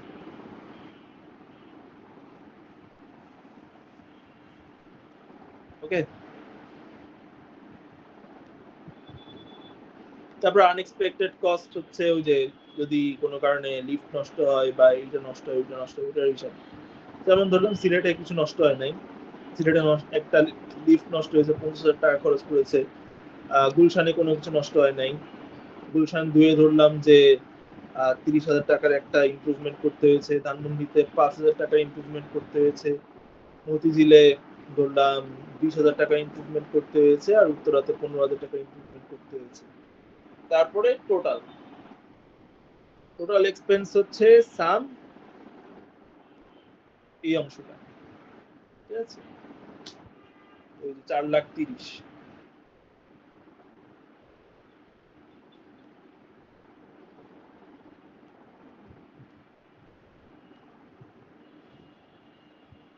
ট্যাক্স হচ্ছে এটা, স্যালারি হচ্ছে নাম্বার অফ এমপ্লয়িজ গুণন 30,000, আর আনএক্সপেক্টেড কস্ট হচ্ছে যার যেটা, ঠিক আছে।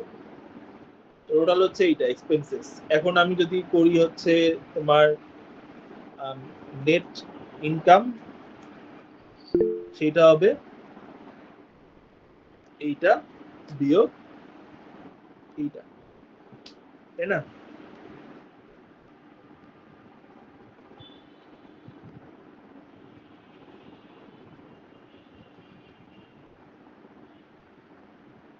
তাহলে আমি হিসাবটা পেয়ে গেলাম, ঠিক আছে। এখানে যোগ বিয়োগ গুণ ভাগ করা যায়, আপনি যদি ব্র্যাকেট ইউজ করতে পারেন, ঠিক আছে। যেমন ধরেন যদি নাম্বার অফ এমপ্লয়িজ এর সাথে নাম্বার অফ স্টাফ থাকে,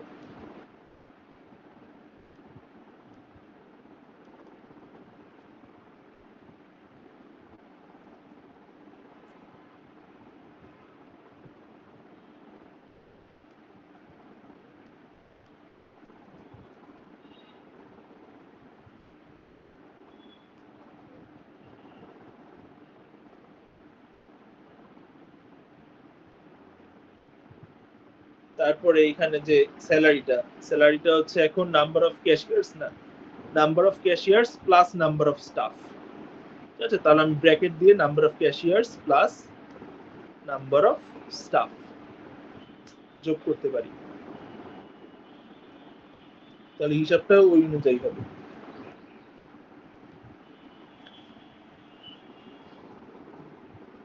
B5 প্লাস C5, মানে B5 এর মান আর C5 এর মান এটা যোগ করবে, ঠিক আছে।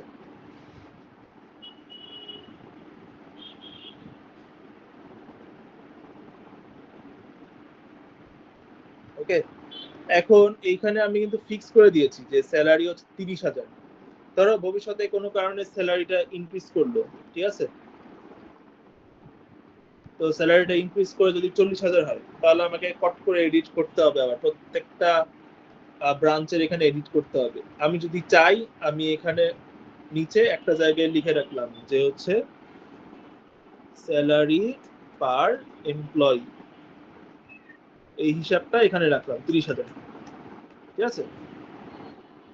তারপরে এখানে যে স্যালারি অংশটা ছিল, সেই অংশে আমি যেটা করব সেটা হচ্ছে ইকুয়ালস টু দিয়ে এই স্যালারি পার এমপ্লয়ি এইখান থেকে নিব, তারপরে তাকে গুণ করব number of cashiers plus number of staff দিয়ে, ঠিক আছে। হিসাবটা বুঝতে পারছেন আশা করি।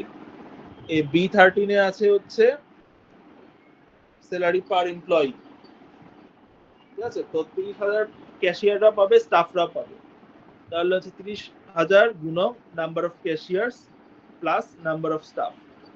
নাম্বার অফ ক্যাশিয়ার্স আর নাম্বার অফ স্টাফ যোগ করলে টোটাল এমপ্লয়িজ আসবে, তাকে আমি স্যালারি পার এমপ্লয়ি দিয়ে গুণ করলে আমার টোটাল স্যালারি আসবে, ঠিক আছে।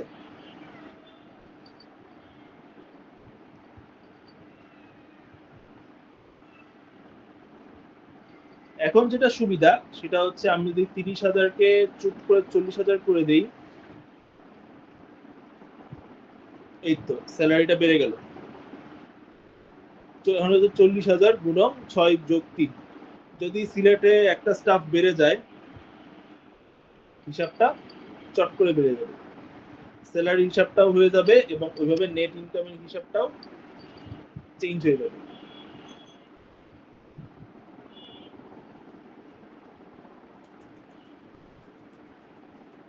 ঠিক আছে। তবে একটা প্রবলেম আছে, সেইটা হচ্ছে আমি যদি এখন একে টানি, নিচে নামাই, এই তো dash dash dash dash dash আসছে। তো এখন এই ড্যাশ গুলো আসছে কেন? আমরা যদি একটু ফর্মুলাটা দেখি, এখানে হচ্ছে B13 গুণন B5 টাইমস C5, ঠিক আছে। কিন্তু 2 নাম্বারটা যদি যাই গুলশানে, দেখবো যে ফর্মুলাটা হয়েছে B14 গুণন B6 আর C6, ঠিক আছে। যেখানে গুণ করার কথা ছিল এইখান থেকে, মানে 40,000 থেকে, সেখানে সে নিচে চলে গিয়েছে, ঠিক আছে। মূল যে ইস্যুটা হচ্ছে সেটা হচ্ছে আমরা যখন টানি, ডানে টানি বা উপরে টানি বা নিচে টানি, তখন সবকিছুই এক ধাপ করে নিচে নেমে যায়, মানে যেগুলো আছে সেলগুলা এক ধাপ নিচের সেলে হিসাব করে। যেমন এখানে B13 Times B5 plus C5, আমি এইখানে দেখব যে B5 থেকে B6 এ গিয়েছে, এটা C6 এ গিয়েছে, আর এটা B14 এ গিয়েছে। যদি আমি ডানে বামে টানতাম তাইলে হচ্ছে C6 প্লাস D6 হইতো, আর B14 হইতো C14, ঠিক আছে? তো আমরা টানার সময় যাতে B13টা ফিক্স থাকে এইটা আমাদের এনশিওর করতে হবে। তো সেইটা আমি কিভাবে এনশিওর করব? তো সেইটা এনশিওর করার জন্য আমরা ডলার চিহ্নটা ইউজ করি। যদি তোমার রো নাম্বারের সামনে ডলার চিহ্ন থাকে, তার মানে নিচে টানলে আমার এই রো নাম্বারটা চেঞ্জ হবে না। মানে আমি যদি নিচেও টানি দেখবো যে হচ্ছে এই 13ই থাকছে। আর যদি আমি বি এর সামনে ডলার চিহ্নটা দিই তাহলে আমি ডানে বামে টানি কোনো সমস্যা নাই, দেখবো যে বিটা বিতেই ফিক্স থাকছে, ঠিক আছে? যেহেতু আমি এখানে নিচে টানছি তাহলে আমার 13 যে নাম্বারটা রো নাম্বারটা এটা আমার ফিক্স করা লাগবে, তাই আমি B13 এর এখানে সামনে ডলার দিয়ে দিলাম। ওকে, $13। এখন আমি যদি নিচে টানি সমস্ত হিসাব ঠিক মতো হচ্ছে, দেখো B6 C6 হচ্ছে, B7 C7 হচ্ছে, B8 C8, B9 C9, B10 C10, কিন্তু 13 যেটা সেইটা আমার ফিক্স থাকছে, কারণ এটার সামনে একটা ডলার আছে। যদি ডলার থাকে তাহলে টানলেও ওই জিনিসটা পরিবর্তন ঘটবে না। যদি আপনি এইটাকেও ফিক্স করতে চান তাহলে $B13, ঠিক আছে? যদি আপনি দুই সাইডই ফিক্স করতে চান।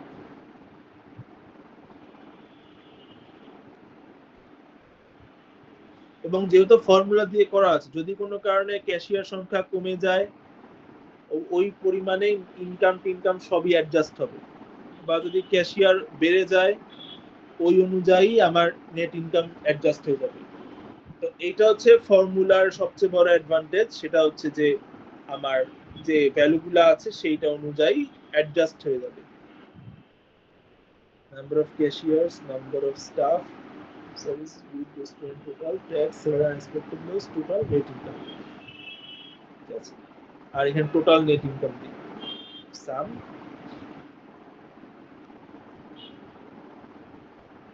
Total net income.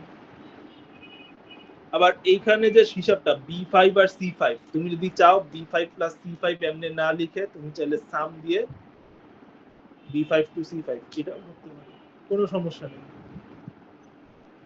তাহলে অটোমেটিক এরকম চলে আসবে, সাজেশনও আসছে, ঠিক আছে? Formula omits adjacent cells, update formula to include adjacent cells, আইতে দিও না, ঠিক আছে? তাহলে হচ্ছে হিসাব কিতাব পাল্টায় যাবে।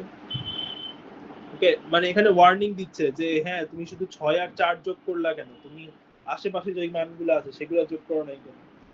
তো এটা না মানাটাই ভালো, ঠিক আছে এই ক্ষেত্রে। তো এটা হচ্ছে গ্র্যান্ড টোটাল।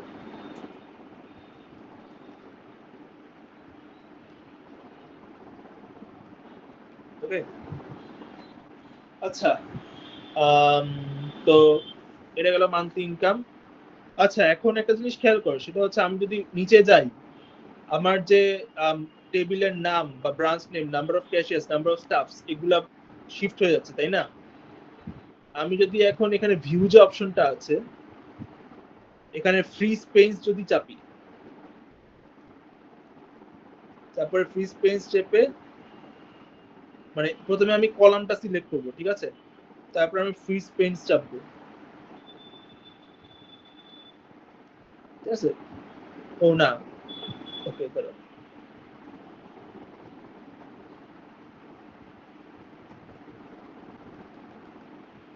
আচ্ছা এখানে আনফ্রি স্পেস দিই, এখানে আমি কলাম নাম্বার 5 চাপলাম, তারপরে ফ্রি স্পেস চাপলাম, ঠিক আছে? কলাম নাম্বার 4 এর নিচেরটা, ব্রাঞ্চের নিচে সিলেক্ট। এখন দেখেন একটা দাগটা মোটা হয়ে গিয়েছে 4 আর 5 এর মাঝখানে। আমি যদি এখন নিচের দিকে যাই, উপরেও যাই বা নিচেও যাই, এই চারটা ফিক্সড হয়ে আছে, ঠিক আছে? কিন্তু ডানে বামে আবার না,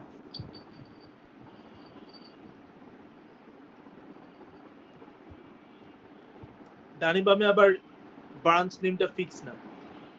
ওইটার জন্য আমি যেটা করব সেটা হচ্ছে এইখানে এটা সিলেক্ট করে তারপরে হচ্ছে ফ্রিজ ফার্স্ট কলাম অপশনটা সিলেক্ট করলাম, তাহলে ব্রাঞ্চটা ফিক্স থাকলো, আবার এটা ফিক্স থাকলো না। ঠিক আছে, যদি দুইটাই একসাথে ফিক্স করতে চাই তাহলে আমি হচ্ছে ব্রাঞ্চ নেমের পরের কলামটা এবং এই যে ব্রাঞ্চ নেম নাম্বার অফ ক্যাশিয়ার্স এই রোটার পরের রোটা সিলেক্ট করব এইটা, তারপরে আমি এখানে আনফ্রিজ চাপবো, তারপরে ফ্রিজ পেইন্টস চাপবো।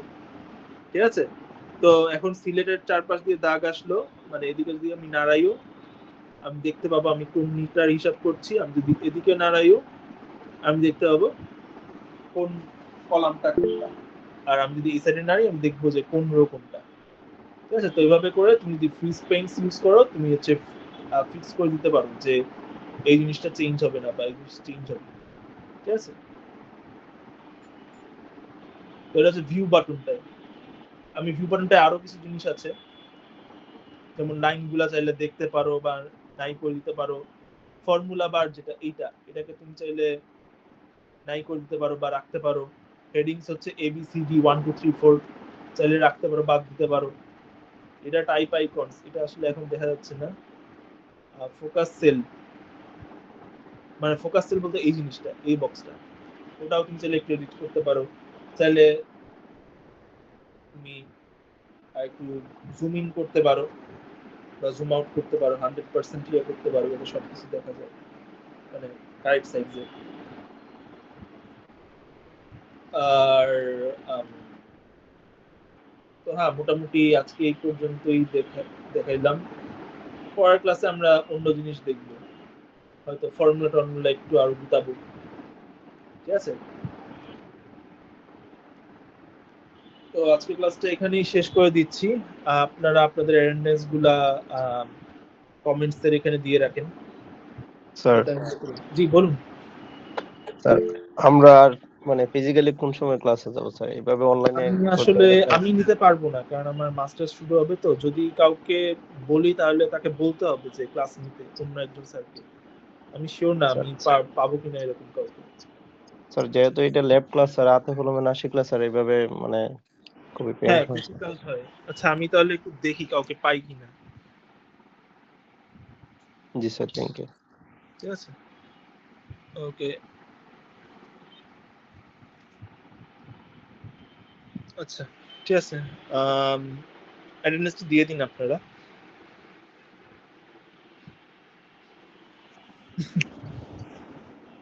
স্যার গত ক্লাসে অ্যাটেন্ডেন্সটা আমি দিতে পারি নাই, জাস্ট মানে লিখে দিতে